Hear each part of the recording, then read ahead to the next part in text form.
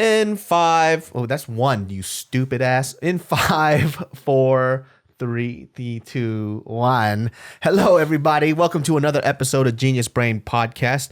I am your co-host, David So, with the very talent Joe Jitsukawa. Arrow. Yo, you know what cracked me up? The last video that I saw, there was somebody that wrote, "Oh, when I saw him, I automatically knew he was Japanese." No, you fucking didn't, dude. No one knew. There wasn't, if that was true, there wasn't a single comment in 6 or 7 years that said Japanese once. I know. No one knew. Yeah, and there was No one knew. Now everybody already knew that they were. They always knew. They always. If that was the case, in those 8 or whatever, 6 or 8 years, somebody would have wrote, "Joe is Japanese." Not a single comment said that. Do you know the only people that knew were Japanese people or people that studied Japanese and could read my tattoo? That was the only tell. Oh, really? Yeah. Then I knew that it's because obviously it's a Japanese name on my chest. So But the kanji looks like Chinese to me, so I just it didn't does, know. but it doesn't make sense in Chinese. That's why they'll be like, "What is that? That's a Japanese name." Wait, not Joe. Bart has a Japanese tattoo on his leg too, right? Yeah, but it's all fucked up. it means like scared of everybody or something like that. Because he meant to do fear no one. Uh-huh. And my mom saw that dude like, and she was like, "Why is he afraid of people?" And I'm like, "What do you mean?" She goes, "That tattoo on his leg is wrong." Then how did he get the translation? Who did he get it from? He went on Google Translate or some shit. And the funny thing is, Bart had Japanese friends, but they're all like 5th, 6th generation that can't even speak. And they were like, "It's cool." Yeah, Bart's probably more Japanese than they are. He's Chinese and he's still more Japanese. I don't know. He did the fucking white person mistake, dude. Yeah, it literally, yeah. I mean, it's opposite, right? So Yeah. he wanted fear no one. Uh-huh. But in how like in Asian languages, it's usually like the way that the sentence structure is, it's opposite. Yeah. Oh, yeah. So when it's just out of order and it doesn't make Oh, like sense. that's how it is in Korean too, or a lot of Yeah. Asian languages.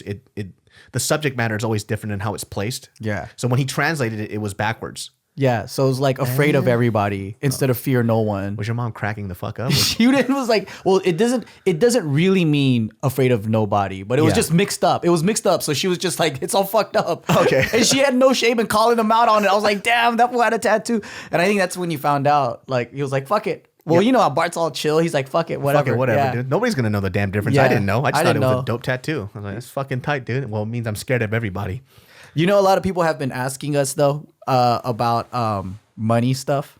Yeah, man. One of the biggest requests, especially because at the end of every video or when it uploads, I always ask a question is, what do you guys want to hear about? And the biggest reoccurring one right now, which surprisingly is money management. Yeah. Which it's interesting because on Twitter, I actually read this thing, which was this huge meme that was going on where people were saying, well, the older generation is calling us dumb for not knowing how to do these things. Well, it's your fucking fault for not teaching us, which I always felt a little weird about. Like, yes and no, because if you didn't know how to do something, you should have taken the initiative to go and find out, which... And the older generation don't know themselves. Yeah, they didn't know themselves either, and there's Yeah. still a handful of the older generation that doesn't know. Yeah. So you can't blame an older generation, in my opinion, for not knowing because they don't know either. Yeah, they So don't know. The few that do know, they know because they figured it out themselves, right? Or And some people, they don't really know, but they just, pretend. well, they're just like, they're just super duper cheap. That's not real wealth. Oh, that's right. You know, like, it's like, that's like the, like, I guess the immigrant way of doing things, right? Like Yeah. all cash, you save. You don't do anything on credit. And then like, that's no way to live either. Cause like, you live like you're in poverty. There was that article where I think it was a couple that retired by the time they were in their mid-30s is because they learned how to save properly, but they kind of did it in a way that I wouldn't live. So for example, they were like, well, we save toothpaste by rolling it up and then cutting out inches out of it and then scraping it out. It's like, yo, I don't know about living like that though, you know? There is a movement going on right now. Fuck, I forgot the name of it, man. I think. Hold on, I gotta research this. Okay. I think it's called chalk. Or some shit. But yeah, you could. I mean, go on. I gotta find this. But this is a big thing that's happening right now. Yeah, but this whole like I think it's great that a younger generation really does take the time to think about their finances, because when I was younger, I didn't think about my finances like that. Like, I didn't think about trying to make my money either one stretch out or think about putting into places where it can make me money. Yeah. It wasn't something that I was thinking about the age of 18, 19, 20, or maybe even when I was 25 or 26. So it's kind of fascinating that a younger generation now is actually curious about that. I just think it's weird that I guess you're kind of blaming an older generation for not teaching you when that older generation didn't know either. So whoever is out there that's older than you that's saying, oh, you're dumb for not knowing. Well, they might just be the few people that figured it out. But I think people in our generation, which we're millennials too, we didn't know. We had to figure out for ourselves. Yeah. Which was hard because my parents didn't know much either. They just thought about saving money, saving money. Well, they're the immigrant story, right? Like, Yeah. come here, open up a shop, and just save. Yeah. And don't do anything on credit, Exactly. right? But they also didn't live like a very fulfilling life like we did, because like, yeah, they got to travel and things like that, but like not to the extent of how we're living.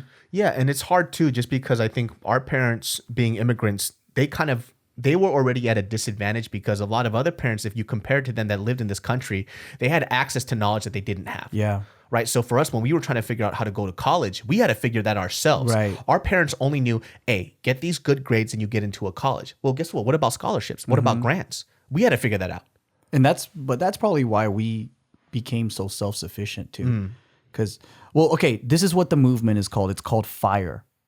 Financial Independence, Early Retirement. FIRE. Yeah. Oh, this is Retire is the wave? early. Financial independence, retire early. FIRE. Fire. That's the wave that people are on right now. Well, you know what? This community is pretty dope because there's people that are like 70 or 60 years old, but they did this early. Like they're like, man, we did this like in our 30s. So there's a lot of people, like, going back to your story of like, yeah, they're 25 and then they just fucking live as if they're like in poverty. Yeah. And then they just put all their money into stocks and all this stuff. And then they just retire.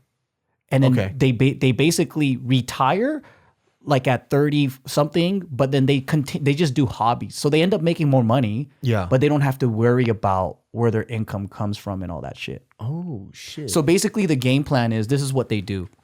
It usually, these people have decent incomes. Like they're professionals, they're making like 80 grand, but there are people that do it as like laborers, or like people that are like blue collar workers that are making 40 grand a year or whatever, right? But the whole point is to keep your base income as low as possible. I mean, basic spending. So all you're worrying about is like where you sleep, what you eat, and then you try to make money, but you try to like live on like 20% of that. Oh, shit. And then 80% of that, you just invest, right? And then when you get to a certain point of your investment, you take out like 4% out of your stocks. Now, I don't want to like bore people because it gets kind of complicated, but it's mathematically proven that if you only take out 4% of your investment every year, you'll be okay. Huh. So you don't, the stocks, even when it goes down or whatever, it'll be fine. Oh, shit. Yeah. So then, and then that 4% is supposed to take care of their monthly expenses. So it's really living minimally and then kind of knowing Very minimal. Yeah. But that's just like for the bare minimums, right? So then now, since they have all this time freedom and all that shit, and then like they end up stop working and their stocks are just paying their base, with that free time, all these people do things that they wanted to do, like they wanted to get into carpentry, so then they start doing custom wood shit for people. Yeah. Or like they, with their free time, they learn another language and then they start translating books, or like they do other activities without the burden of, I need to make money to feed my kids, to do this, to do that. Well, that's kind of interesting, because that's my goal, right? Yeah. So when I tell people this, when I say to somebody, yo, I want to retire early, and the first thing that somebody always asks is they go, well, what are you going to do with all that free time? If you retire early, you're not going to be able to do anything. Like, you're going to be bored out of your mind. Yeah. And my thing is, well, that just means that you only see yourself as a career person, and that's the whole breadth of your life. Well, because people don't know what retirement is, right? Like when you think of retirement, you think after 65. Yeah. And you're just sitting on your ass. Chilling, because that's what retirement is. Like for most people. Yeah. When you look at retirement, you see grandpa and grandma or like uncle and aunt, and then they're just chilling. Yeah. They're going to play bingo. They're going to Vegas. They're going on cruises. They're bored. Yeah. But that's not what real retirement is. To me, retirement is like not having to work for the sake of paying your bills anymore.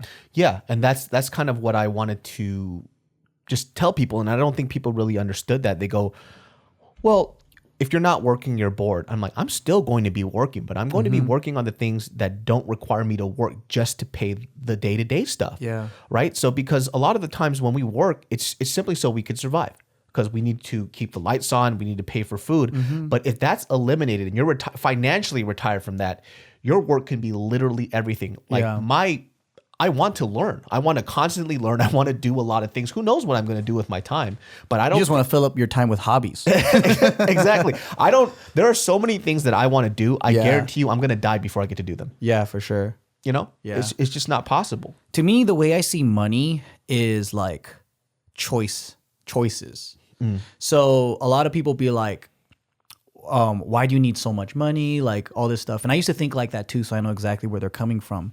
I used to think money was like, so the root of all evil, people are so greedy. If we didn't have so much like people that need money or want money so badly, the world would be a better place. But I realized money is just choice. It's like you could do good with it. You could do bad with it. You just have more options when you have it. It's like a cheat code in the game. Exactly. So like, you can use it for good. And the first time I realized I needed money was when my cousin went bankrupt. And then I had 30 grand saved up. And then I gave it to them. And I was like, dude, if I didn't have this 30 grand, where would they get it from? Yeah. And yes, I worked hard for it, but it's like also something that's like what money is it's protection. It's safety. It's like all that shit, it's not just because before that, like, I'm like, I don't want a new car. Like, I don't want new things. Like, I don't care. I could live on nothing. So I just didn't get the point of it until an emergency happened. Yeah. And like, you don't want to wait till emergencies and things happen to where you're like, oh, fuck. And then I started thinking about other things. Like, if I want a family, do I want to raise my kids in that situation like that I grew up in? No, I want the best for them. Because I think about my past and I'm like, well, I went to a shitty school system. If my parents had money, maybe it would have been way different, Yeah. It's interesting because that's actually one of the things that I think financially, if people were to think about financial stability, that's something that at a young age that a lot of people don't think about. So a lot of the times when people think about their expenses, they don't think about the incidentals, right? For example, for you, having that money and being able to give it out to your family when they needed it. Yeah. And so when people do their finances, they don't think about that part. They just go, okay, I'm making $5,000 a month. Let's just say that's your salary, which is it's a great salary. $5,000 a month. They go, cool. I'm gonna get this place. The rent is about $2,000 a month. Food's gonna cost me about $500, and I'll have a car. It's about another $500. They go, oh, I got $2,000 to play with. You actually don't have $2,000 to play with. You don't, because you're not thinking about the bills, the car breaking down, the oil that needs to be changed. Yep. That other time when you're gonna spot somebody for some money. The other times when you want to buy shoes, clothes, movies. You're going out and doing all this stuff. And next thing you know, you realize that $5,000 is gone. It's gone. So people don't really think about, they think about their bare minimum and they only leave this small cushion for the stuff that they think that they're going to need. Well, take that number and double it because that's really what it's going to cost. Yeah. And I think my goal has always been to live on 10% of my income. That's always been my goal. And I lived that for 4 or 5 years. Oh, wow. I fucked up for like the last 2 years though. I think we all fucked up for the last 2 years, man. One of the things that we went through recently was, during the time when, number one, YouTube was very profitable. Yeah. And specifically for us, we put all of our time onto this space. And for us, it was about gaining like financial stability and just having a surplus of money. Yeah. For whatever reason that is. And so for me specifically, I was spending the right amount for the money that I was making at the time. And what I didn't realize that when I decided to do a more artistic route and decided to say, hey, you know what, maybe I don't need this money. Yeah. I didn't make an adjustment and change the way that I was spending. Yeah. And so it was just overspending. And I had the advice that I'm giving, I was having those problems. Yeah. Well, I mean, we all had a problem with scaling. Yeah. Right? Like it's like we blew up really quick. So did our habits. And then it was like, oh, wait a minute. You know, if we're going to produce less content or whatever, then we also have to make sure we balance our checks the same way. Yeah. I think a lot of people have this problem like on a smaller scale, like working a 9-to-5 job. Like you said, you make $5,000, then you're spending that $5,000, all of it. You're not putting anything to the side. Yeah. And we all had jobs. We all knew what that's like, but it's like the worst way to do anything because you'll never save. And then the magic credit card comes along. That's right. And you go, I got a job. I'll pay that shit later. Yep. 0% down, 0% APR. What does that mean? You don't have to, they're not going to put interest on it. Awesome. But when that 12-month promotional or like whatever comes along, they're like, they forget. And then it's like, it starts adding and adding and adding. You know what helped me realize how much money I was spending on stupid shit? Like one of the biggest things that I spend on the most is food. I love trying out new food. No matter what the cost is, I'm buying it, I'm eating it. Yeah. And so there was a point doing pretty well. I just stopped looking at that number sign on the menu. Same here. I want that steak, I want that fries, I want that scrimp. I don't give a fuck. Give it to me. And so what was happening was, what helped me realize how much I was spending was when I stopped using this credit card and I actually started using cash. And then if you have like this wad of cash, right? And you go, this is what I'm going to spend on food this month. And then you really start to see how much money you're using because that physically it starts to go away like this. So let's say if I gave myself a $600 a month budget to go out to eat. Yeah. And then I'm like, cool, I'm still going to keep up the same habits. Well, guess what? I won't because sometimes I would have spent like $100 on a meal just because I wanted to try everything on the menu just for the fuck of it. Well, $100, that's a fat chunk of that fucking, and that's only one day out of the 30 days out the month. That shit's shocking. Yeah. When you actually see the money go away. It's crazy because this whole thing about finance and money management and all that shit, like there's a lot of information out there. Yeah. And it can get really overwhelming. Really, really overwhelming. But I like to keep things very simple. And then, I tell people first and foremost, what you want to do is calculate your bare necessities. What that means is like, how much is your rent? If you don't have to pay rent, awesome. How much is your car payments? How much are the things that you absolutely need to pay or else you're going to die? So for an adult, what would that be? That would be what? Rent, phone, car if you're in LA. Like if you're in New York, you don't need that transportation, but you should budget like ticket costs and whatever. Yeah. Obviously food. That's the most flexible thing, but for young people, they spend the most on food. And so it's car, food, room, hygiene. Oh, is that considered phone? Okay. Phone. Like your monthly phone. Yeah. And car insurance, but that's included in the car. When you calculate your car, you're thinking car payments. Your how much you spend on gas, your insurance, all that shit is your monthly for that. Health insurance, if you pay for that, that's your bare necessities. Other than that, like you don't need anything. So that's what I calculate. And then I'd say try to make that 50% of your income. Oh, shit. Okay. That's hard. Yeah, that is very hard.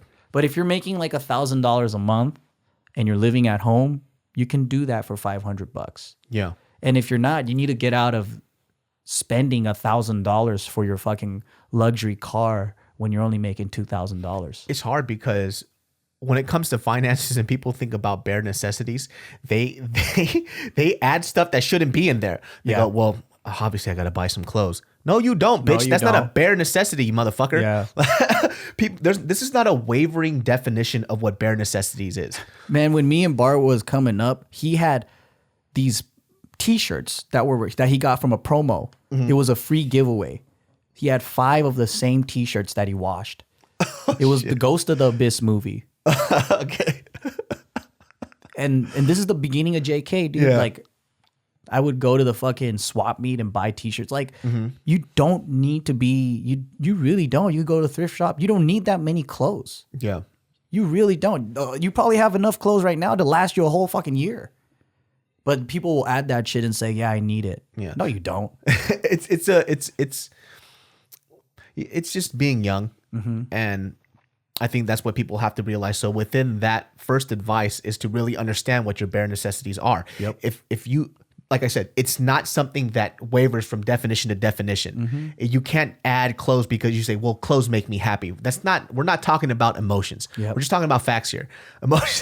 Your emotional attachment to clothing and earrings don't fucking match. Yeah, survival.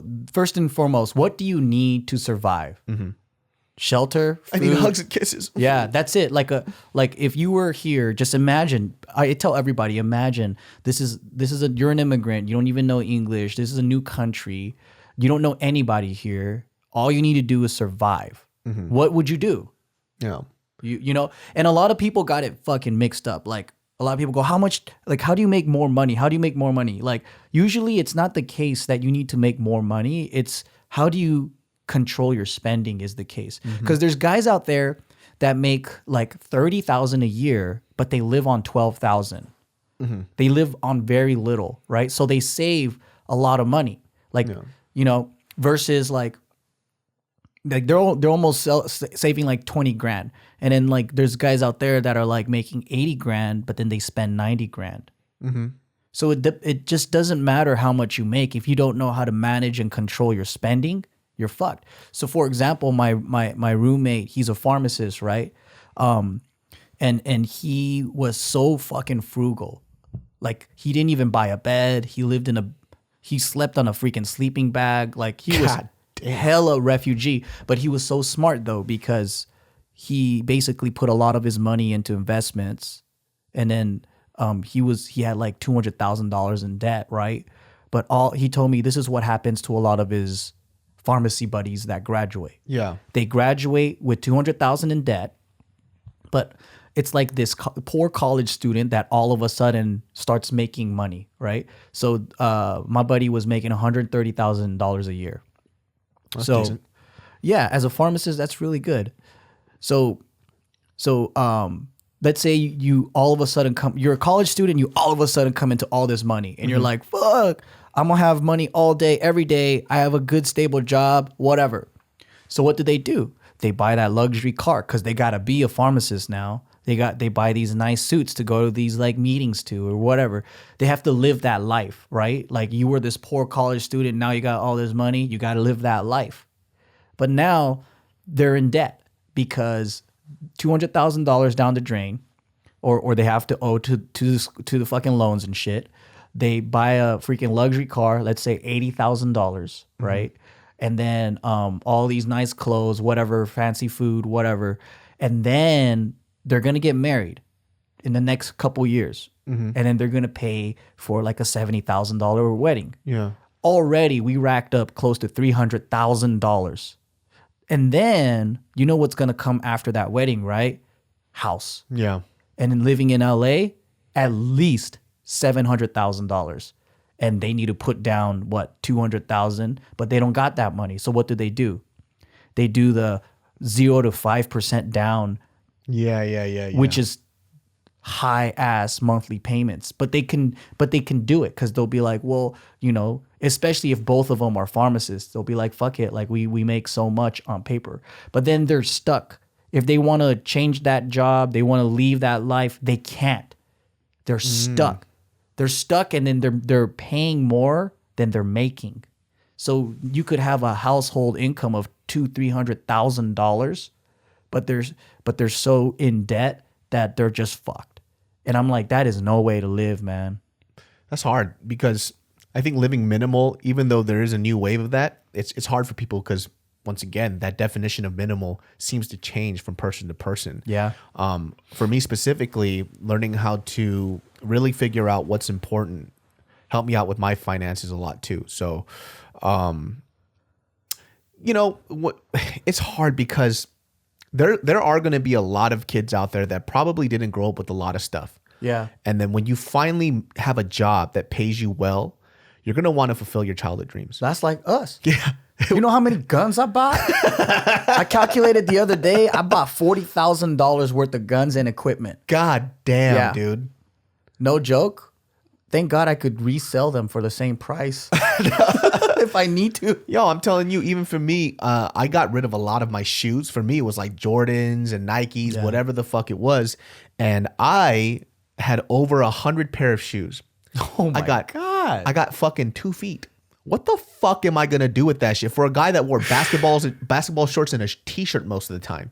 And I just kept on trying to fill this hole, this want and this yearning that I had as a kid, as an adult, because now I have play money. Yeah. That That at the end of the day, I was left with the 100 pairs of shoes. Yeah. No place to put them and no feet to put them on. So I sold that shit, and now I'm left without 30 left, and I'm still trying to get rid of half of that. I mean, if you're fulfilling a childhood dream or something, though, go by all means do it. Like but do it responsibly, man. Like buy like 1 shoe a year or something like that. You know, add to your collection once a year or something.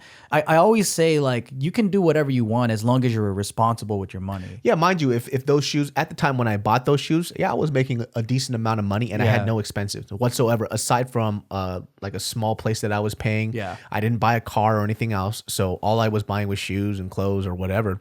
And so financially it was still okay for me, but now when I look back on it, I just think of okay, and it goes back to where people were, the fire people. Yep. That money, they would have used that to invest it into the future so they don't have to work later on, which now is a big goal of mine. So if I had done that 6 years ago. Oh, yeah, you would have been retired.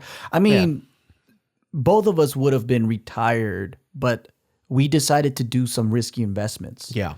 Because the payoff is just better. So my personal style is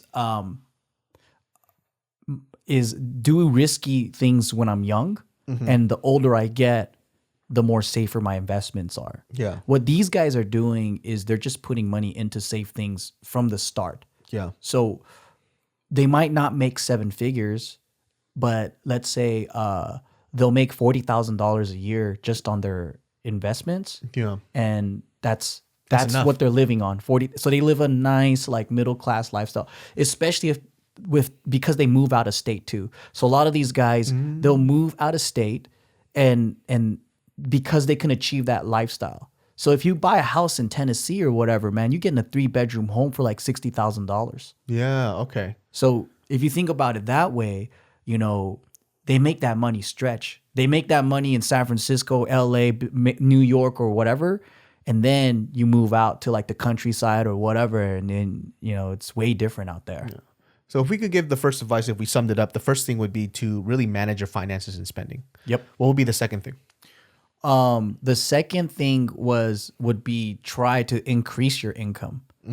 So whether that be in your own type of field of work, look for side hustles like driving for Uber.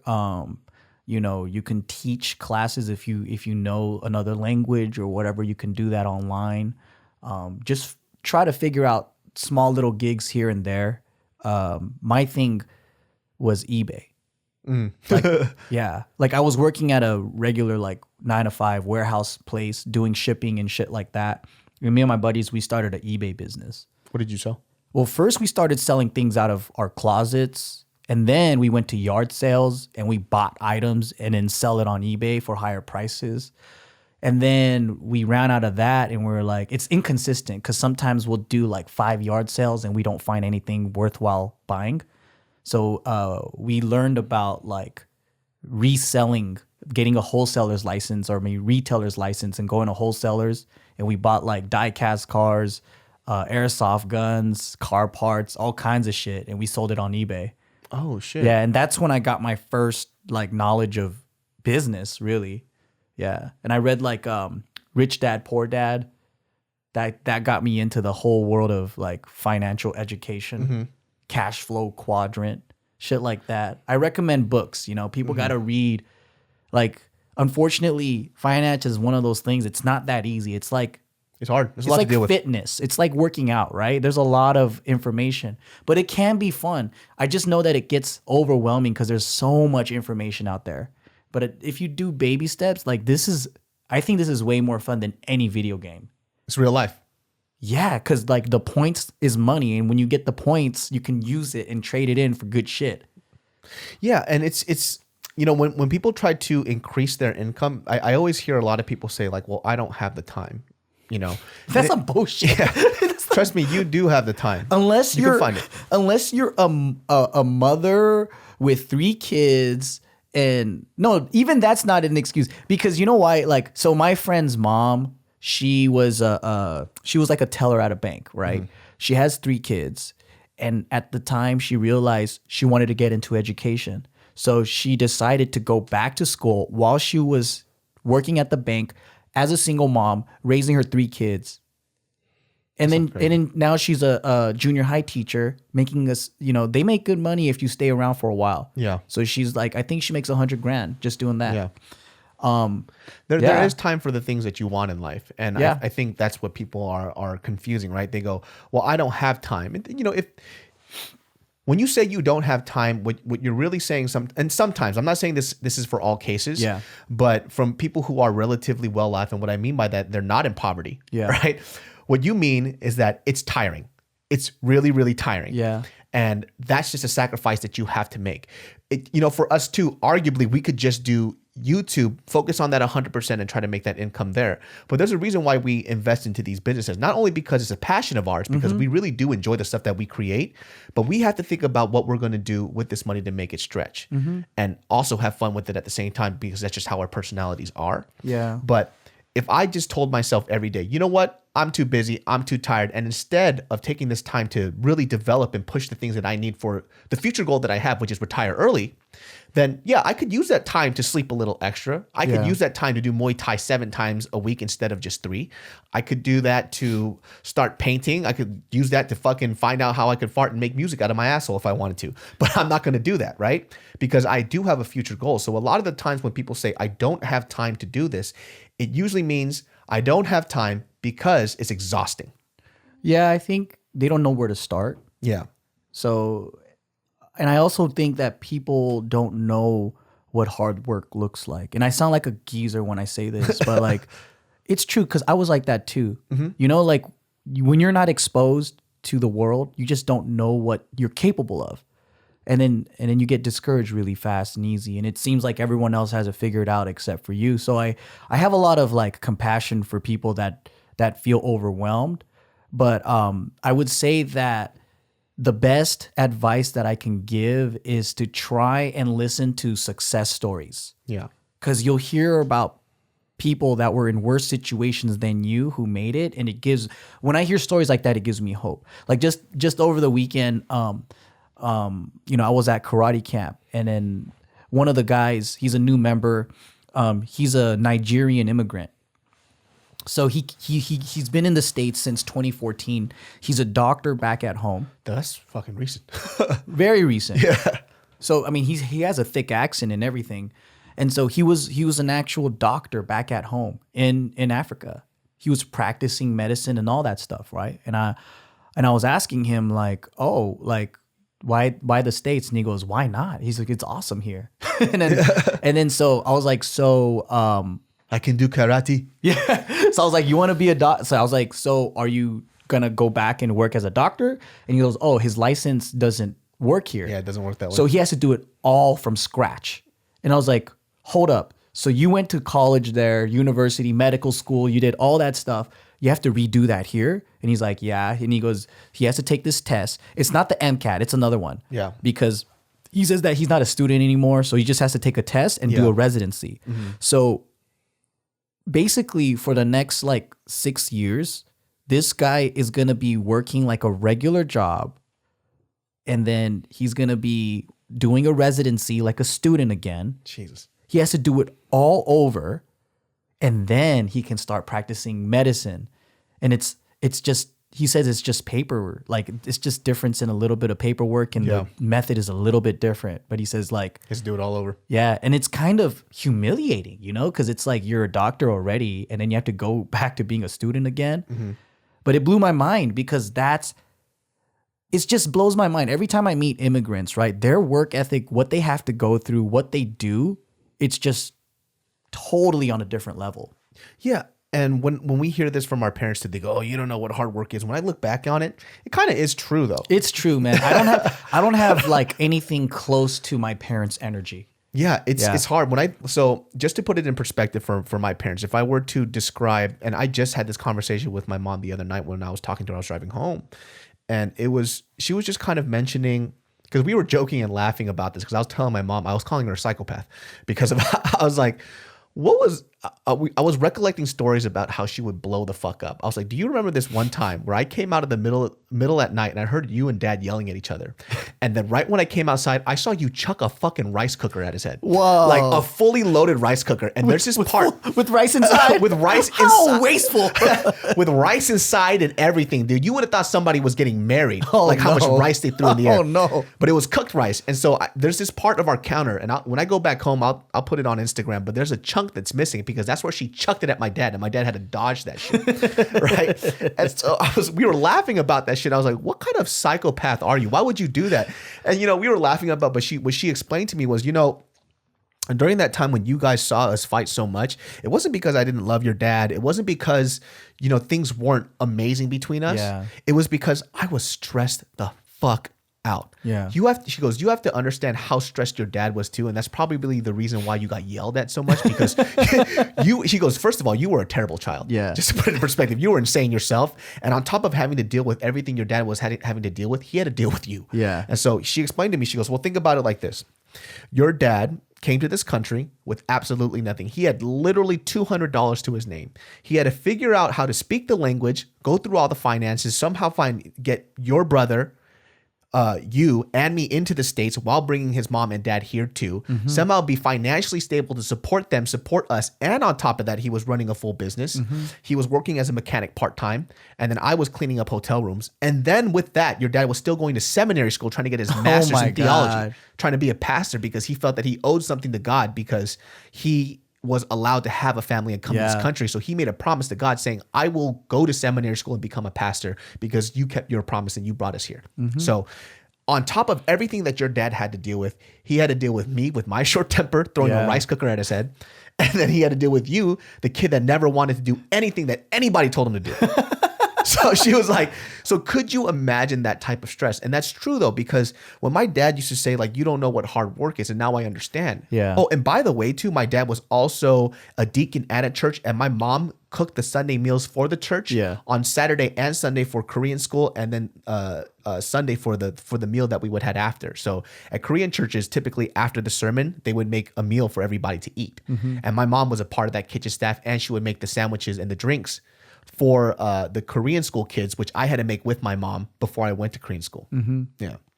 But I mean, you make a good point, because that is what you need to paint to a lot of people to make them understand the sacrifices that you need to make in order for survival. Like, you got to understand where most of these people are coming from too. Like, if they're young and they never had to be responsible because their parents were so hardworking, they don't know what it's like because they've always been taken care of.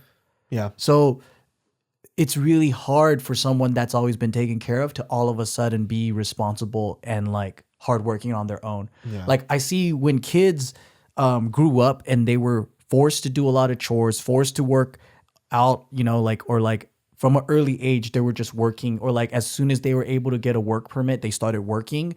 They have a totally different outlook on life and work ethic than people that haven't had a job. Like, where there's a lot of people that's never worked, and after they graduate college is when they first work, because there's a lot of Asian parents out there that are like, oh, don't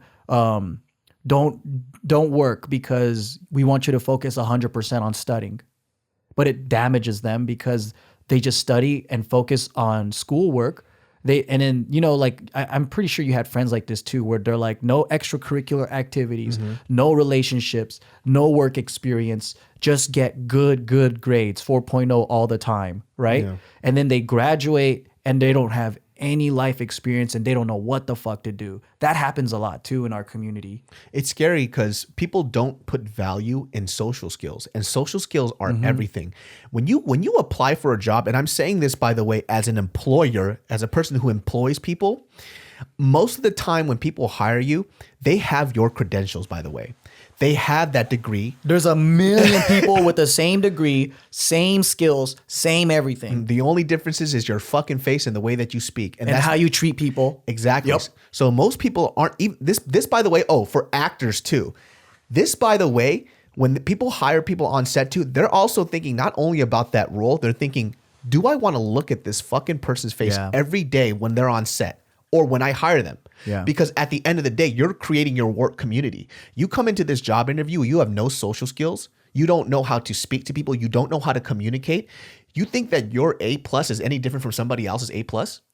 This podcast was brought to you by Purple, baby. We're talking about Purple, the company that has created the best mattress I have ever laid my heavenly, heavenly body on. If you're a side sleeper, if you're a back sleeper, it doesn't matter because Purple got the technology that's going to cradle your body whichever way that you want. Now, this mattress, my friends, somehow has managed to stay firm but soft at the same time. I know that sounds a little weird, but for those of you out there that have been looking for the perfect mattress, this mattress can do it all. I'm a side sleeper, I'm also a back sleeper, and it doesn't really matter because it feels good either way. So if you guys didn't know about this mattress company, it was actually developed by a rocket scientist. So if you're worried about the technology when it comes to this product, you don't have to be worried at all. I'm talking about rocket scientist type of stuff. So you get a 100-night risk-free trial. If you're not fully satisfied, you can return your mattress for a full refund. It's also backed by a 10-year warranty and, my friends, free shipping and returns. We're talking about the best customer service in the game. You are going to love Purple, and right now my listeners will get a free Purple pillow with the purchase of a mattress. That's in addition to the great free gifts they're offering site-wide. Just text BRAIN to 84-888. The only way to get this free pillow is to text BRAIN to 84-888. That's BRAIN to 84888. Messages and data rates may apply. So, if you guys have slept on a crappy mattress before, and maybe you think that your mattress is great, try this out. It's 100 nights for free, and if you don't like it, you can return it. But I guarantee you, if you're gonna lay on it, you're gonna love it, and you're not gonna want to return it back. Because for me, aside from the side sleeping and the back sleeping, straight up, I sweat a lot in my sleep, and this mattress somehow keeps cool. And I know that a lot of memory foam that I slept on, specifically for me, I've had toppers before, I sweat through the whole damn thing. I make a sweat angel. Disgusting. Purple mattress does not do that. So give it a go. Check it out. And let me know what you guys think. Shout outs to Purple, baby. Yeah, I mean, I blame the school system, man, because I feel like I was kind of like told a lie where I thought, if I graduated with a degree, I'd get paid more, which no one gave a fuck about. And our parents told that too. Yeah. I mean, that too, but I mean, the psychology degree is worthless. It really is. Communications. Sociology, journalism. Like all these degrees are fucking worthless. And I'm there's a couple of kids like, oh shit, what am I doing? And I'm saying this because I have a psychology degree. Yeah. You need at least a master's to have a decent job, at least, right? And that's the truth with a lot of degrees now. Like back in the 90s or whatever, if you had a physical therapy bachelor's and then you take the test, you can already become a physical therapist. Mm-hmm. Now you need a master's. Now the competition is just getting higher and higher. You need a more higher degree. And then cost of college is higher and higher too. So like you have to spend so much fucking money. All these kids are like, they're graduating with like, I don't know, $50,000 in debt, $30,000. There's a debt crisis, right? Mm-hmm. And then what are they doing like after they graduate with fucking dance studies or like fucking lesbian feminism or whatever. Like, what the fuck can you do with that degree? Yeah. Who wants you with that degree? What are you going to do aside from teaching? Like, what? And just to that credit as well. If you are going to go into a school, right, and then you are going to just get a degree just to get a degree, don't go to a fucking university. Are you out of your mind? Are you out of your fucking mind? Do 2 years in community college and then transfer at a state school or something. Exactly, because the education is going to be the fucking same. It is. And that degree is going to be the same. Yep. So at that point, if you're going to just go for a psych degree just to get something so you can work a communications job as an entry level marketing intern somewhere, do not go to a university. You are wasting a shit ton of money. Now, if you're going to be like a world-class researcher that's going to find some groundbreaking new shit in psychology, then by all means go to the top schools, because we need you to help with the mental health these days. You know, like we need people like that. Yeah. It all depends. Like if you're just doing it to please your parents or whatever. But this is a whole different story, right? Yeah. What I was trying to get with about all this stuff is that the degrees are not what makes you a better worker. Yeah. It doesn't really mean shit, and you're not going to be paid that much more just because you have one, depending on the industry, of course. Mm-hmm. But for the most part, it does not matter. Who you know matters. And when I go back to saying, I wanted to go back to the topic of side hustle, right? So you can side hustle within your company. And what I mean by that is, like, let's say you're getting paid for the job of data entry. But every job that I went to, I used that as an opportunity to learn everything about this company, even if my job description doesn't say that. Mm-hmm. Because what I want to do is make this company more efficient and better because of because of my involvement. Yeah. If you see, a lot of people don't understand how to get a raise and how to work within the company system. And the reason for that is school, right? The way that school teaches you is, here's what's on the syllabus. Here's your tests. Here's extra credit. You do all these things. This is the points you will get. Mm-hmm. In the workplace, that's not how it works. Because you're creating a work soldier is what you are. Right. Well, and then you shouldn't get, well, not that you shouldn't, but like most people, they go, well, I've been a loyal, employee for 10 years, I should get paid more, right? Like, yes, you should be rewarded for your loyalty, but then there's a reason why some new guy that comes in might get paid more, because that person is effective. They're adding value. Exactly. And no one knows how to add value. That's where the problem lies. Like, I understood very early on how to get into a workplace for the bottom money, like for the cheapest amount as possible, get my foot in the door. Then I prove myself within that company, make them more money, and then I can argue a better price point. If I become irreplaceable to that company, I threaten to leave, and then they'll give me more money. Yeah. Because they need you. You're an asset. Exactly. You're not an employee anymore. You're an actual asset to the company. A friend of ours proved herself in a marketing company recently and got herself a 6-figure income by doing that. That's fucking crazy. Yeah, because she went in as like a data entry type of person, an intern, and then she came back, studied the company, did this presentation, and did all this work, and boom, she secured herself as like a high position. That's amazing. And I think like that's what I mean by side hustle, right? Like, let's say you don't Uber or do all these other things, but if you can not only prove your value, but bring money into the company, now you become irreplaceable. And if you can't, and if they don't value you in that way, then that's a horrible company. You leave and you do the same thing to a company that will recognize that, and you will get paid more. I hope a lot of people can take this to heart too, because I don't want people to, and this once again is coming from an employer, and I've dealt with this issue with a lot of employees where they believe that time spent equals I deserve more money. To a certain extent, that's true. To a certain extent, yeah. And so what happens is they have this idea of, well, I want to get paid more for doing the same amount of work. Yeah. And as an employer, that wouldn't make sense to me. And there's been points too where, specifically at one of my businesses, we hired somebody else to manage the store instead of this person who has been here longer. Yeah. And in his mind, he was jaded. He goes, well, how come I'm not? And he never said it, but I could sense it. When I come in and I sense the motivation is down or whatever, and partially we did talk about it before, but I had to talk to him again about it. Was he like, because I was here longer, how come this other person came in and got it? Exactly. And I gave him that explanation. I had to explain it to him one more time because his work output was terrible. Yeah. And at this point now he's about to get fired. So, but it's all about second chances with me. So, I talked to him.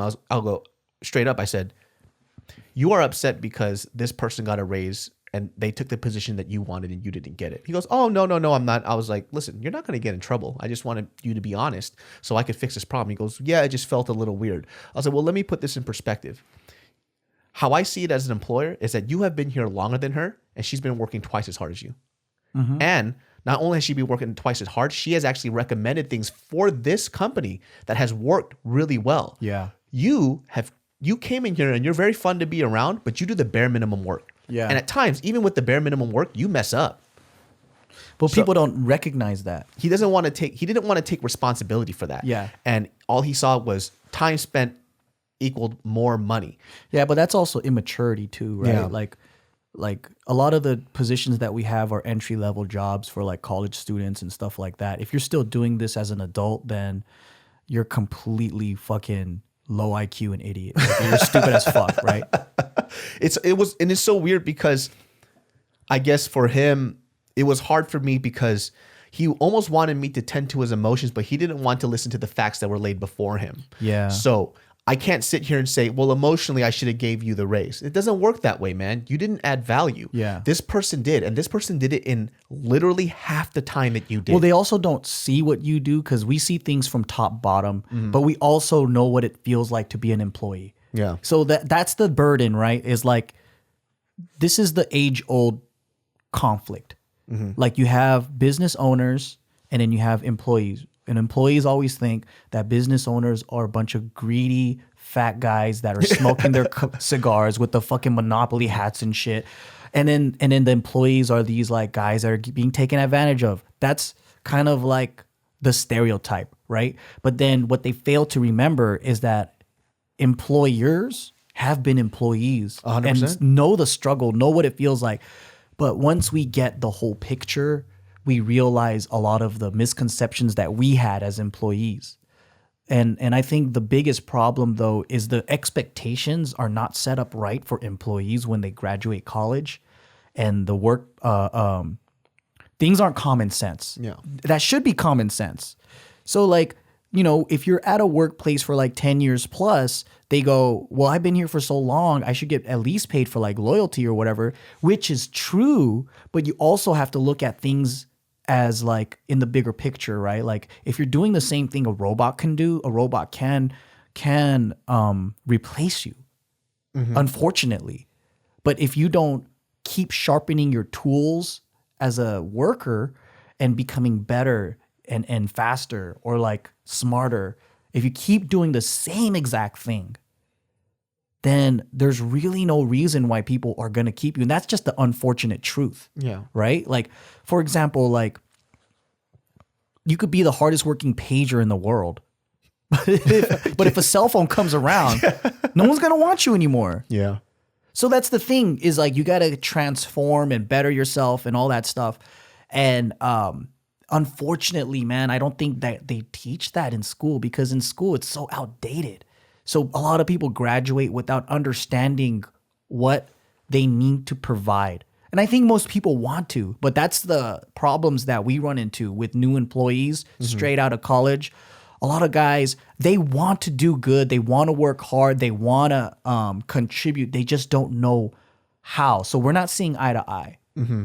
And I think that's one of the struggles of like people graduating and waking up to what the world is really like. One of the things that I like that our partners do, we own a matcha business and it's doing really well. One of the things that our partners that are there for the day-to-day that really impresses me is that they actually do leadership meetings. Yeah. Where they teach a lot of the employees how to be leaders and how to be managers instead of just a day-to-day employee. Yeah. And that kind of stuff is really going to set, I mean, who knows if these people are going to stay with the company or not. And obviously they're going to go off and do greater things. Mm-hmm. But the cool thing about that is that I think that they're fulfilling a role that traditional education didn't do for them. Yeah. Or hasn't done for them. We really, as business owners, we have to pick up where the education system failed. Like, we have to do the other part, man. And it just sucks, but that's just the way it goes, you know? But I think everyone has this thing where like, oh, millennials are so entitled and whatever. I used to think that too. And I didn't realize I was a millennial myself. Yeah, we are. We are millennials. But then it's because I got to learn fast. So now I should pay it forward and like teach that to them. Like, so like I was a part of that group where I got my degree. I didn't feel like I feel like I got cheated. I was $30,000 in credit card debt. No one wanted me just because of that degree. Like, I thought if I got that degree, bam, I'm gonna get that job. I think everybody thinks this till this day. I think everybody thinks that because you're told everybody with a college degree earn more income. That's fucking bullshit, man. Yeah. I mean, it's true statistically, but just because you get a degree, you're not gonna get shit. Nothing's gonna be handed to you. It's just a lot of personal responsibility that it takes, and I think if you were to take something away from this, is that we're not saying that this is easy. We're actually saying it's very, very hard. You just have to be prepared for that type of workload and understand what it's going to take to have the things that you want. Yeah. It takes you to be an adult about it and really put your foot forward and figure this shit out. Because, you know, for us too, it wasn't laid out for us. You know, and I think the cool thing is now that we're in a position where we can actually tell people. So this isn't us telling it as if, and number one, by the way, I'm not a bajillionaire either. You know, I'm telling you things as I'm figuring this out as well. And it may or may not work for you. Yeah, everything is just trial and error, right? But then I think when people ask about finance, like, oh, how do you make more money? How do you save money? How do you do all those things? There's a lot of information out there. There's so many ways to do it. And there's a lot of ways to do it. You got to figure out what works for you, what your personality is like. Man, if you're an Asian kid out there, and I already know this for a fact, you got mom and dad that tells you to live in the house till you're like 25, fucking live in that house. Do it. Don't you dare fucking move out just so you could just smash a random chick somewhere. Go get a fucking hotel. Stay in that house. You would be so surprised how much money you'll save staying with your parents because they're paying for toilet paper, fucking toothpaste, food, unless you're going out to eat all the time. Yeah. That rent, all these different costs that you're not accruing for yourself, you could take that money and do something else with it. You know, some people are like, well, aren't you an adult? Shouldn't you move out? Man, fuck you, dude. I'm gonna stay here and I'm gonna suck on that tit till that titty's dry. Yeah. And I'm gonna set myself up for the future so I can help my parents out later on too. So while your parents are healthy, and if you do live in an environment at home where your parents let me support you, don't be ashamed. Don't be embarrassed. Take that help. Take that help. I would say work. If you're at home and you're not working and you're not doing shit, and that's a problem. And that's a big problem. You got to work, and don't be too proud, man. Like, if you have a college degree and you just can't get a job, do not be too proud. Work retail. Do whatever you got to do, because no matter what, you could climb up.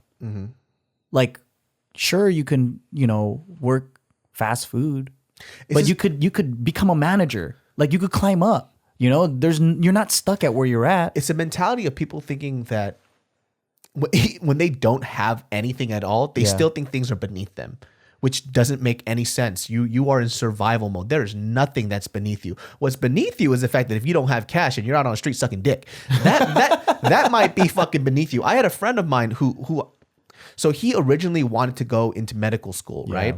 He found out that it's not his shit. But he still graduated with a biology degree from Davis. And when we were talking to him, he was still living with his parents, but he hadn't worked for about a year. Why? Because, so check this shit out. And this is the thing that pissed me off. And he didn't like it when I said it to him, but he understood later on.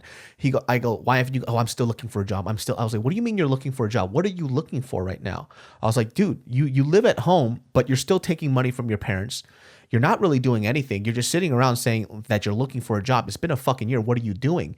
He goes, well, I'm looking for a job that's going to pay me about whatever. I don't remember what the price was, but it was this amount of money. And I go, okay, that's cool. But you do know you could work a part-time job right now, have some money and cash coming in while you still look for a job. He goes, I can't do that. I'm like, why? And this is what he said. He goes, to be honest with you, like, I know this sounds dumb, but I think it's beneath me. And I said, what? What do you mean beneath Wow. you? He goes, well, I'm college educated. Why should I have to work a part-time job at like a Subway or a Wendy's or whatever? And I looked at him just pissed. I was like, hold on a second. What are you fucking saying right now? He's an idiot. Yeah, you fucking bum. He wasted a whole entire year when if he could have done that part-time job, he would have had extra 15,000 in 1 year or some shit. Exactly. Paying nothing. His parents would have still helped him out. So with that money that you could have made, because something is beneath you, which by the way is fucking offensive to people who are working those jobs, you're saying that just because you have this little piece of paper, that you're better than making money, than not making any money at all. Which I don't believe at all. It's unreal to me. There's people with no pieces of paper that are very valuable human beings. Exactly. So there's that mentality that I hope a lot of people don't have. I don't know if he was a very unique case, but it was so shocking when he said that. Like, I wouldn't doubt it, man, because like after a lot of us graduated, there were a couple of my friends who didn't want to apply at like Sam's Club or Costco or whatever.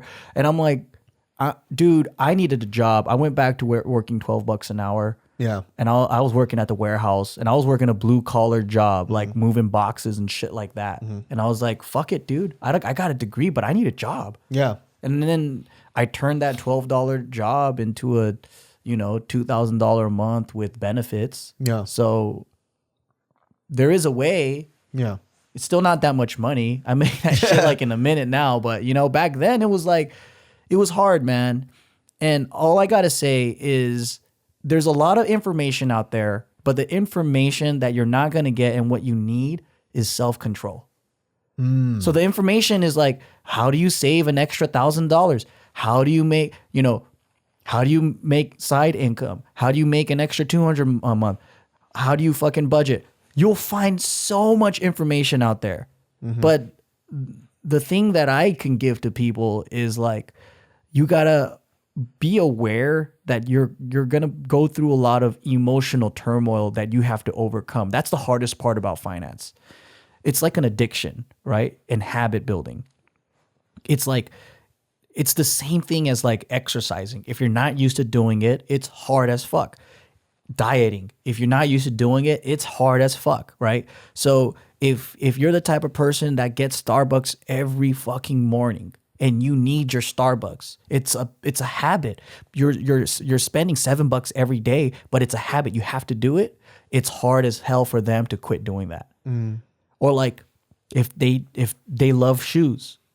You know what I mean? Like you knew what that was like, buying all those shoes. Like as soon as they get that paycheck, boom, shoes. Or like, so you have the problem of spending, or the opposite problem, the laziness, not going out getting a job, not making money, not doing anything, just sitting at home, like ruminating into thoughts, fucking watching YouTube all day or whatever, like not doing jack shit, right? You have these two opposite spectrums. One is spending too much. One is not even making anything. Yeah. And people need to do the bare basics. Make sure you have a job. Make sure you budget shit. These are normal things. It's not that hard. Like if you put it down on paper, it's not that hard, right? It's very simple. It's this, that. Right. It's like make this much a month, spend this much a month. Now, if you're young, this is not rocket science, and it only gets harder. I get it if you're listening right now and you have, some newborn kids, you have a mortgage, you have sick parents that you're taking care of, you have, you just got laid off. There's people with problems out there, right? But most young people don't. Yeah. Most young people that I know, it's just self-control issues. They have a lot of self-control issues. Yeah. And then they put a lot of pressure in their own heads because they don't know what's really going on. And this is some stuff too, just to bring it back once again, it's stuff that we deal with all the time. Self-control issues is stuff that we have to really just kind of put ourselves in check. Yeah. Like I said, with me, it was spending money on food, which is partially the reason why I was fucking 4,000 pounds. My God, dude, I was Everyone's huge. got their vices, man. Yeah, man, we all got our vice. I don't have the shoe vice, but I had the fucking eating vice like a motherfuck. Like I would eat as if I was going on the electric chair tomorrow. I'm like, so we would go, dude, I remember when we went out to eat, our Our fucking table looked like we were about to feed the king of Siam. I know. It was just for me and you. I know. It was so ridiculous. We would have like fucking a platter of duck. We just wanted a bite of everything. like a fucking king. That's how we would eat. And it was such a terrible thing to do. And it surpassed my original way of living, which was learning how to save, spending right, because I got accustomed to a certain lifestyle. Yeah. It was, I could have it, so I'm going to have it, which I never had that before. So it was, that self-control part was really hard for me. It was really hard. Yeah. Because I used to look at the price for everything. Everything, dude. I was like, oh, how much is that? Oh, I can't buy that. And then it's like all of a sudden, I could get anything on the menu. Yeah. And I could get 3 things on the menu. Yeah. I want to taste that. I want to taste that. I want to taste that. You know, but it gets a little too much. It doesn't make any sense, man. There was a restaurant in Pasadena. When I first moved to LA, I moved to South Pasadena, and there was a sushi restaurant called Matsuri. Matsuri, I went there, and I only ate there on a special occasion because I couldn't afford it. Like, I was making nothing. So when I first came to LA, I was making about $500 a month. Yeah. My rent was $400. Yeah. That's how fucking poor I was. Yeah. And then I had whatever that I saved up because I sold all my Jordans. I sold all this other shit. And that savings was what I was surviving off that shit. And then third, fourth month, I started doing shows, stand-up shows. And that started giving me extra income. But I would only eat at Matsuri maybe once a month at most. Yeah. So sometimes every other month. And then I remember when I started making good money, I went back to that restaurant. And I remember looking at that restaurant and saying, this is a treat. I can't have this all the time. That was us with Shinsengumi. Yeah. And that became a weekly thing that we ate like a fucking prince of Sudan. Anything I want. Dude, they loved us, dude. Yeah. That's for sure, man. And dude, I would order. Okay, I'm like, we would look at each other. You guys want this? Let's get it. You want this? Cool, let's get that. And at the end of the day, there was so much food left on the table. You know, 1 month we spent $8,000 on the card just for food. That's fucking crazy, dude. Because it was like a decision between me and Bart where, like, you know, everyone works so hard with our group, you know, like we would do those 40 article late nights or whatever. I was like, we were like, the least we can do is like not make people pay out of their pocket for food, right? And let's just get anything we want. Be lavish, dude. Yeah, let's get let's just lavish. Yeah, let's do it, man. And that was when we were doing really well. So it was like it didn't even make a dent. Like it really didn't. And on top of that, we were giving out those bonuses and all that. So then we didn't scale back that kind of spending. So that was a big, like, right? But I remember feeling that too. Is like, man, going to these restaurants, it was like a special treat.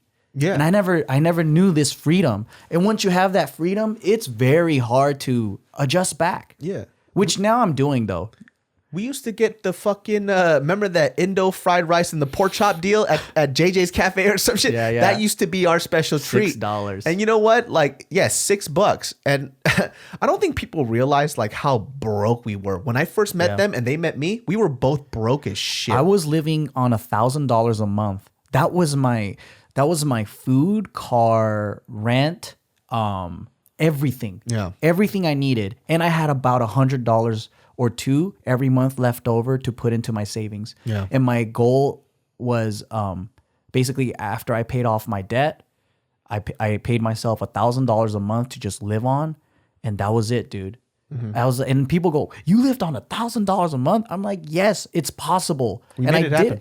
I did it for years, man.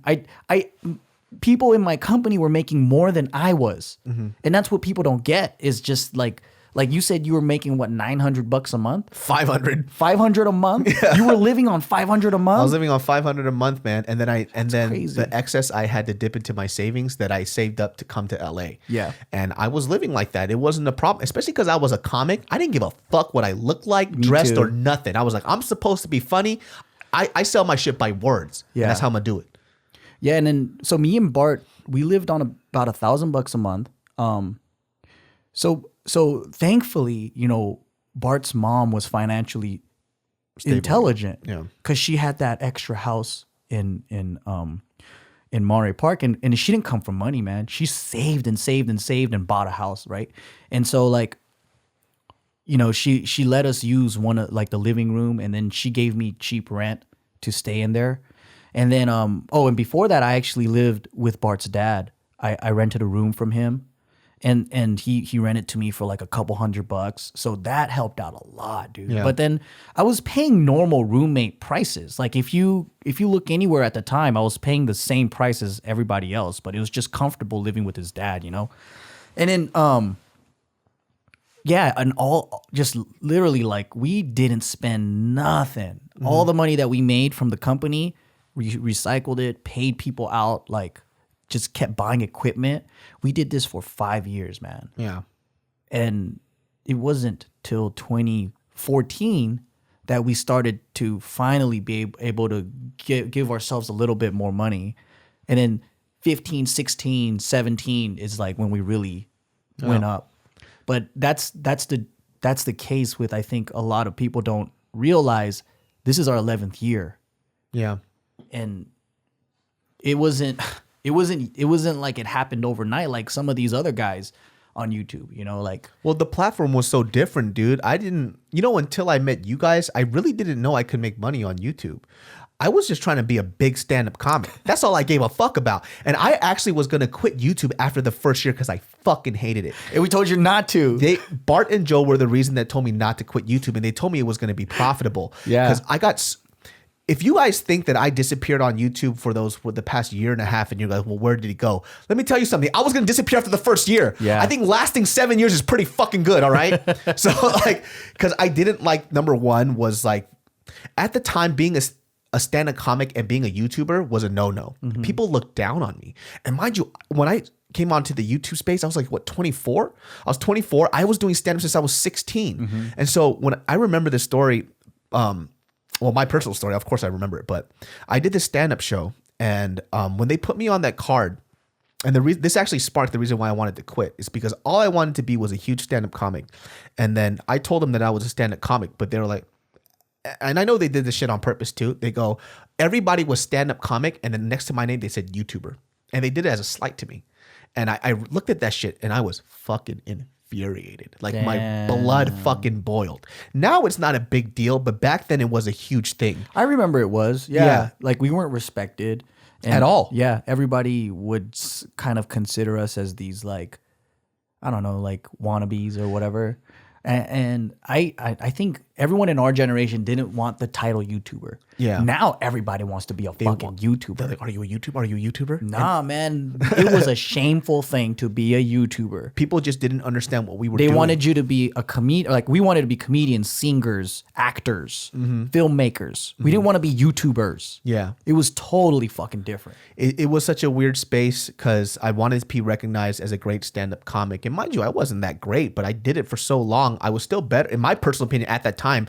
For the set that I went up to, I was at the Ice House Pasadena because my manager at the time never saw me do stand-up. I was like, yo, I've been doing stand-up. I could do this shit. And he goes, well, did you prepare a set? I was like, I don't need to prepare a set. It's a fucking 10-minute slot. I'll fucking fill that like nothing. And so I did it. Yeah. I did really well for it at the time. And I remember because there was this dude, I'll remember this shit till this day, because in the back room, there's a lot of stand-up comics who want to do well, right? Yeah. But sometimes it's a dick measuring contest. Some people try to out laugh and out funny people In the green room, right? Exactly. Yeah. And those people usually are the worst, by Yeah. the way. The people that are good, they just sit, chill, they're just themselves, and they do whatever. So this dude comes up to me and he goes, oh man, so like you're the YouTube guy, right? And right when he said that, I was already pissed. And mind you, I had a bad temper back in the day. Yeah. So I was like, okay, yeah. I was like, yeah, I'm on YouTube, but he goes, oh, well, I've been doing stand-up for like about, 3 or 4 years now. So if you need any pointers, let me know. I was doing stand-up for 8. So I looked at him, I was like, hey, that's cool, man. I've been doing it for 8, so go fuck off. Right? He goes up, fucking bombs. Not a single fucking laugh. Yeah. I go up, I did well. I tore up that fucking room, came back, and I was like, what's up now? Right? And I just left it at that. Wow. I fucking hated that shit. Only because, and I'm not saying this to be cocky, it's just I paid my dues.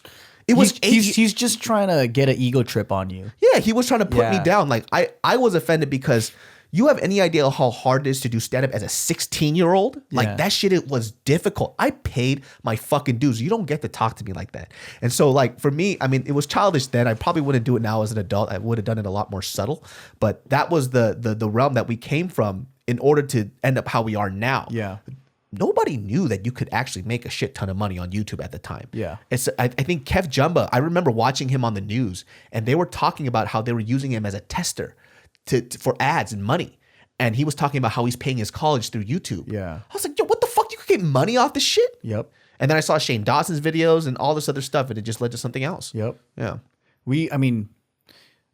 I guess it just worked out for us because for me, it was like no turning back. Yeah. I wasn't going to work that warehouse job or do anything else. I had to do this. Yeah. But I think that's kind of like going back to the side hustle, right? And like doing things that you care about and trying to make that extra income.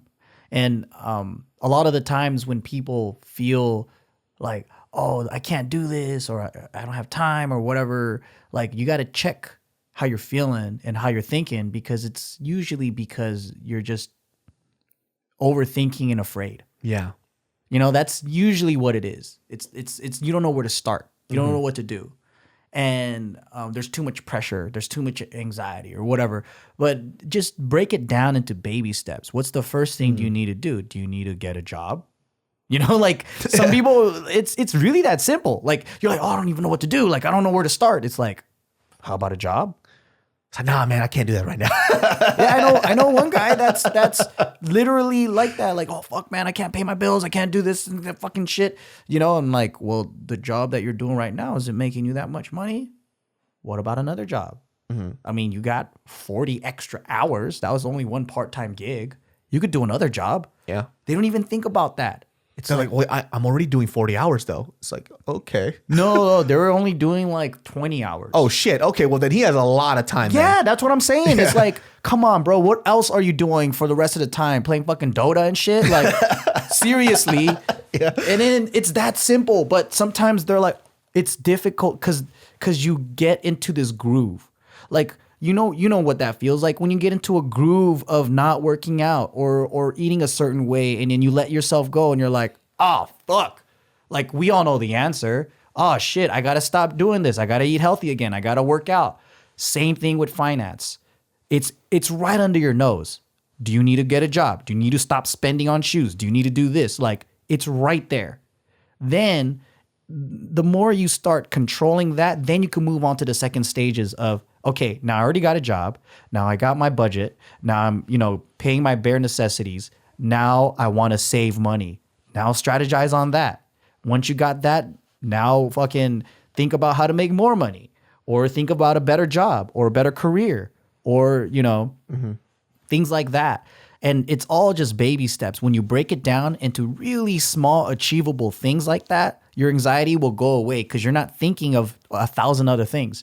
Just focus on one little thing at a time. That's basically how I figured it all out. So you're saying a lot of people just kind of jump steps and they're thinking about plan D when they should have just figured out finishing plan A, B, and C first. Yeah. And so they're thinking about, well, what do I have to invest into? It's like, well, let's slow down for a You second. need money to invest first, buddy. You know? I was like, well, what do you got? Well, I got these magical beans and this Reese's peanut butter cup. Yeah. Like, well, hold on, buddy. Take those buttons in your pocket don't count as money. Yeah. So let's get a job in finances first. Okay. Well, you know what? We've been doing this for about an hour and 15 minutes. I think that's a lot for you guys to chew on for now. Yeah. So if you wanted to wrap this up, what would you say? Let's put into 3 big points.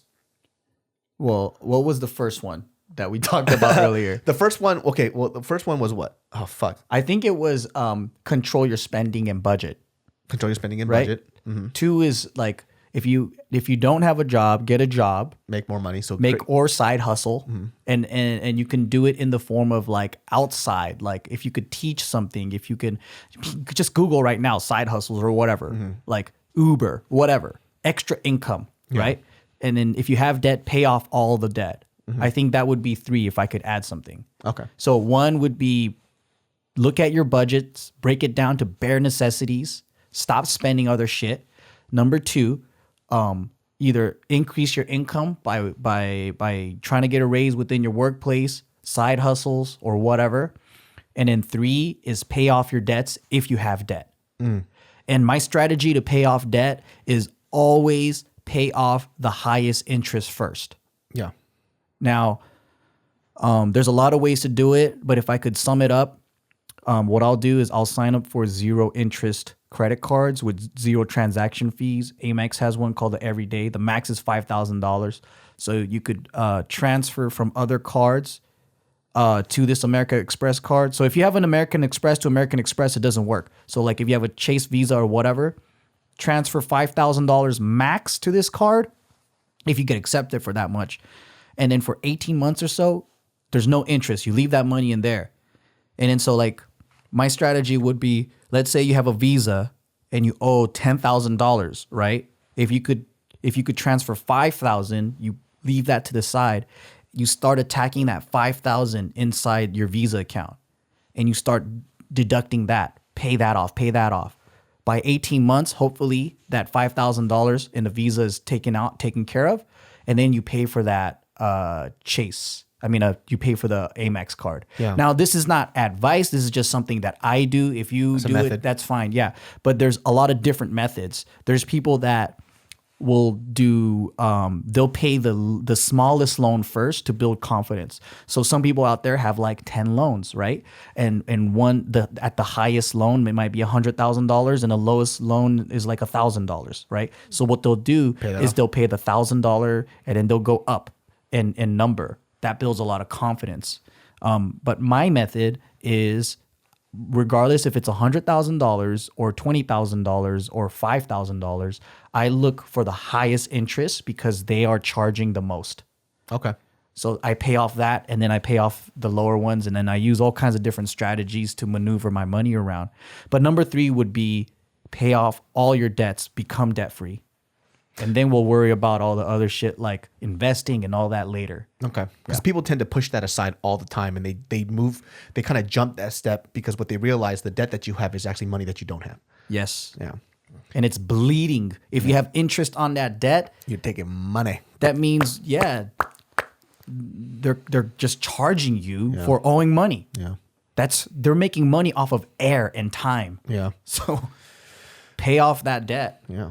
Well, guys, that concludes this episode of Genius Brain Podcast. I am David So, and I am a Joe Jitsukawa, baby. Yeah, so remember, we're over here. If you guys want specific advice, if you want us to go even more in depth into this whole financial thing, let us know in the comments. If you're watching some this, specific questions too. Yeah, specific would be great too, because right now we're just shooting in the dark because there's so much information to give out.